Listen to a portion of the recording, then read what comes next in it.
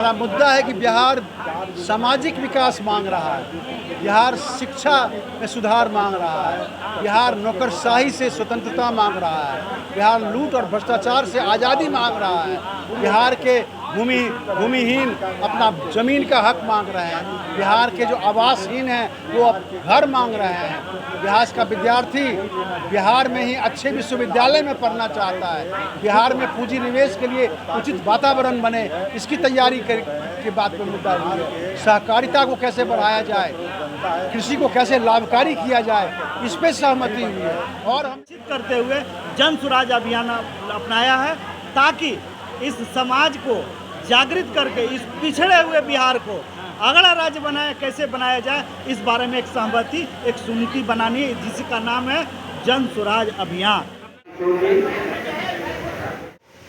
जन स्वराज के बारे में बताना चाहूँ,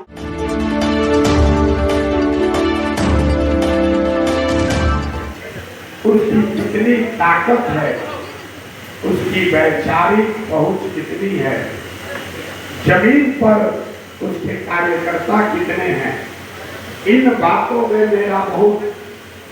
मेरी कोई रुचि नहीं।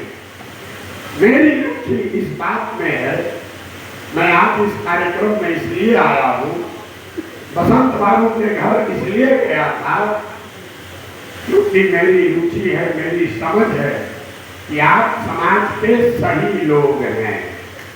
आप वो लोग हैं जो शायद आज कई लोगों को हाशिए पर दिखते होंगे। आप वो लोग हैं जो कई मुख्य धारा के लोग को किनारे छूट गए लोग दिखते होंगे। आप वो लोग हैं जिनको बहुत लोगों को, जिनमें कमजोर विचारधारा को पकड़कर छूट गए लोग दिखते होंगे। लेकिन मुझे आपने समाज का सही व्यक्ति दिखता है, इसलिए आपके पास आए। और आज ये जन स्वराज का यही अभियान है।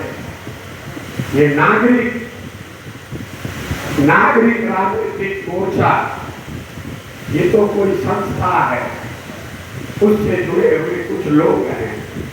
रुचि उसमें नहीं है, रुचि उस विचार में है, रुचि उस चरित्र में है, रुचि आपकी भावना में है कि चाहे अंधेरा कितना भी ज्यादा हो, इसमें दिया जलाने का प्रयास रुकना नहीं चाहिए। और आपने वो प्रयास पिछले कई सालों से अपने स्तर पर जारी रखना है। इसके लिए आप मेरे अभिनंदन का, साधुवाद का और मेरे प्रणाम का आप भागीदार हैं, इसलिए आपका स्वागत कर रहे हैं। दो बातें मैं जन स्वराज के बारे में आपको बताऊंगा। आप में से ज्यादातर लोग मैं बसंत जी के समाज में समानता और सहकारिता के विचारों से प्रभावित हूँ। मैं चाहता हूँ कि आप और आपके साथियों का अनुभव समाज में समानता को लेकर जो आपने अपनी समझ बनाई है, आपका जो अनुभव है, उस अनुभव का, उस समझ का लाभ जन स्वराज को भी मिले और जन स्वराज के साथ साथ समाज को भी मिले। इसी के साथ सहकारिता के जरिए आर्थिक विकास जो एक बहुत बड़ा हथियार बिहार में समानता का हो सकता है, मैं आने वाले समय में बसंत बाबू को उस क्षेत्र में जन स्वराज के साथ मिलकर एक बड़ा प्रयास करते हुए देखता हूँ। समानता को लेकर यहाँ पर जितने लोग बैठे हैं, आपका अनुभव हमसे बहुत ज्यादा। आपने समाज में निचले स्तर पर, बौद्धिक स्तर पर आंदोलनों के जरिए समानता आए, आर्थिक, सामाजिक, शैक्षणिक समानता को लेकर आप बहुत काम किए हैं। जन स्वराज के तहत हम लोग सिर्फ दो ही बात बता रहे हैं। पहली बात, समानता सिर्फ जाति की संख्या के आधार पर न हो, हमने कहा कि जिसकी जितनी संख्या है उसको उतनी भागीदारी मिलनी चाहिए। लेकिन ये बात तो सब लोग बहुत सालों से कह रहे हैं। हम लोग इतनी बात खाली नहीं कह रहे, हम लोग ये कह रहे हैं कि जन सुराज में हमारा मानना है कि हर जाति समूह में काबिल लोग हैं और हर काबिल आदमी किसी न किसी जाति समूह का है। तो अगर बनाने वाले के नियत में खोट न हो, बनाने वाले के नियत में खोट न हो, तो ये संभव है कि हर समाज के काबिल आदमी को निकालकर उस समाज की संख्या के आधार पर उसको बराबर का भागीदार बना दिया जाए। तो अति पिछड़ा समाज के 70 लोगों को इसलिए नहीं भागीदारी मिलेगी कि वो 70 अति पिछड़ा जातियों के 70 लोगों को भागीदारी इसलिए मिलेगी क्योंकि सैकड़ों की संख्या में, हजारों की संख्या में जो काबिल लोग हैं, जो अति पिछड़ा समाज के हैं, उनको जब जन सुराज में जगह दी जाए तो दूसरों के मुकाबले उनको कितना जगह मिलना चाहिए उसको तय करने में उनकी जाति की संख्या का ध्यान रखा जाएगा। पैमाना काबिलियत है, जात नहीं है। क्यों? और ये जो लोग बताते हैं, जो काबिलियत को काटता है वो समानता का सबसे बड़ा विरोधी है। क्योंकि वो आपको बता रहा है कि आपको जगह इसलिए मिलेगी कि आप एक जाति के हैं। हम ये कह रहे हैं कि आपको जगह इसलिए मिलेगी कि आप काबिल आदमी हैं जो इस जाति के भी हैं। ये फर्क है जन सुराज की समानता के नारे में और जो दूसरे लोग नारा लगा रहे हैं। और एक अंतिम बात, समानता हमारे लिए जन सुराज में समानता सिर्फ राजनीतिक भागीदारी नहीं है, नौकरियों में आरक्षण नहीं है। समानता को संपूर्णता से अगर समझना है तो जब तक शिक्षा में समानता नहीं आएगी, जब तक भूमि के अधिकार में समानता नहीं आएगी, जब तक पूंजी के बंटवारे में समानता नहीं होगी, तब तक सिर्फ नौकरियों में और दलों में राजनीतिक आरक्षण करने से समाज में समानता नहीं आ सकती है।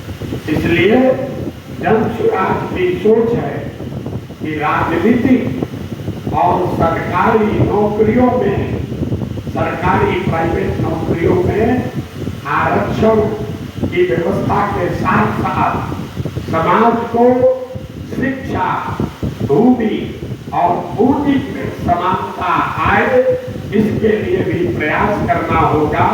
और जन सुराज के प्रस्तावना में, हम लोग के संविधान में आप इन बातों को लिपिबद्ध पाएंगे।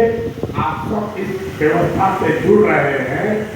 मैं आपको इतना ही आश्वासन दे सकता हूँ कि जिस ईमानदारी और शुद्धता से इस प्रयास को हम लोगों ने शुरू किया है, मेरी कोशिश होगी कि उस ईमानदारी और शुद्धता में कोई कमी न आए। मेरे आचार, विचार, व्यवहार से कभी भी आपको शर्मिंदगी न उठानी पड़े। मेरे से कोई ऐसी काम गलत न हो जिससे कि आपको ये लगे कि मैं जुड़कर गलत जगह पर आ गया हूँ। आप यहाँ आए, मेरे गले में बहुत दर्द है, इसलिए मैं माफी चाहता हूँ। कुछ लंबा नहीं बोलेंगे। आप सभी साथियों का फिर से हृदय से धन्यवाद। आपका इस परिवार में स्वागत है। बहुत बहुत शुक्रिया। मजबूत, विश्वसनीय, ताकतवर राजनीतिक का निर्माण हो सके। निश्चित रूप से प्रशांत जी का बिहार में राजनीतिक व्यक्तित्व के रूप में आना 2 साल पहले हो चुका है। मैं इनसे उस समय जुड़ा भी था और लगातार विचार के स्तर पर मैं इनसे जुड़ा रहा हूँ। इनको जब तक मैं लिखता रहा हूँ ये जवाब भी देते रहे।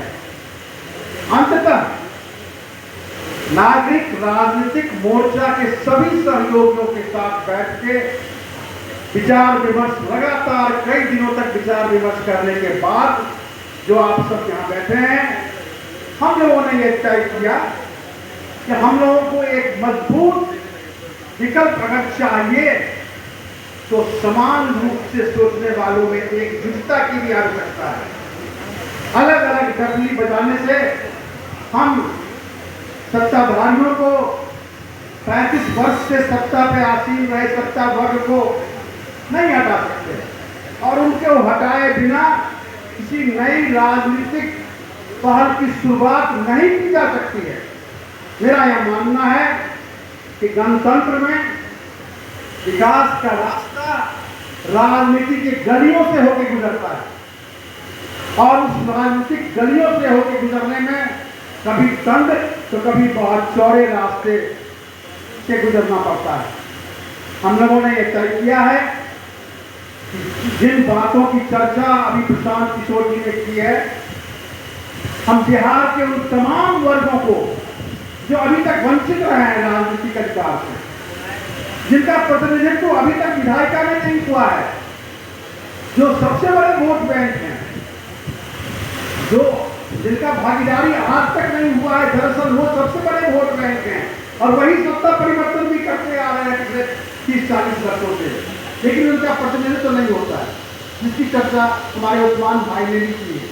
राम मलिक जी बैठे उसके लिए संघर्ष कर रहे हैं, लगातार संघर्ष कर रहे हैं, इनको अपनी एमएलसी का पद छोड़ना पड़ा है इसीलिए कि वो हिस्सेदारी मांगते थे, सत्ता पक्ष से अपनी भागीदारी मांगते थे, मजबूती से मांगते थे, जो इनकार किया गया, लगातार इनकार किया गया। हमारे यहाँ जो आरक्षण की सूचियां हैं, सत्ता पक्ष जनता को गोलबंद करने के लिए उनका नाजायज इस्तेमाल करती आ रही है लगातार 20-30 वर्षों से। अभी हाल फिलहाल में सुप्रीम कोर्ट का यह निर्णय आया है कि बिहार सरकार ने बहुत ही दुष्टतापूर्ण तरीके से, दुष्टतापूर्ण, मैं ये नहीं बोल रहा हूं, सुप्रीम कोर्ट ने कहा है, निश्चिवश दुष्टतापूर्ण मनस्तापूर्ण तरीके से अपने राजनीतिक लाभ के लिए कुछ जातियों को अनुसूचित जाति, किसी को अनुसूचित जनजाति, किसी पिछड़ी जाति को अति पिछड़ी जाति मिलाने का दुरुपयोग किया है। चक्रव्यूह रचा है केवल वोट के लिए। ये बहुत बड़ा पाप है प्रशांत जी, ये समाज के साथ बहुत बड़ा धोखा है, धोखाधड़ी की गई है और ये धोखाधड़ी पिछले 20 वर्षों से चल रही है। ठीक है, कुछ बिजली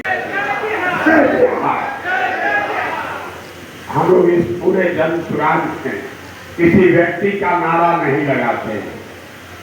आप जन सुराज में नहीं आ रहे, आप बिहार को बदलने के लिए, अपने बच्चों के लिए एक नया भविष्य बनाने के लिए एक साथ एक प्लेटफॉर्म पर आ रहे हैं।